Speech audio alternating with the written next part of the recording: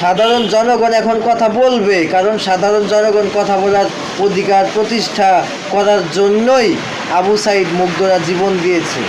এই বিষয়গুলো আমাদের এড়িয়ে গেলে চলবে না। অতএব কেউ যদি প্রশ্ন করে, সোশ্যাল মিডিয়ায় হোক বা যেখানেই হোক, কেউ প্রশ্ন করলে আপনার কাছে উত্তর থাকলে যথার্থ উত্তর দিবেন। 16 বছর সে কোথায় ছিল এটা জিজ্ঞেস করবেন না, কারণ 16 বছর আপনি কোথায় ছিলেন?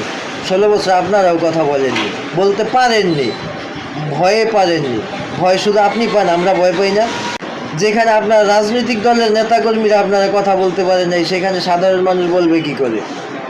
এখন কথা বলার সময় এসেছে, এই কথাটা ভুলে গেলে চলবে না।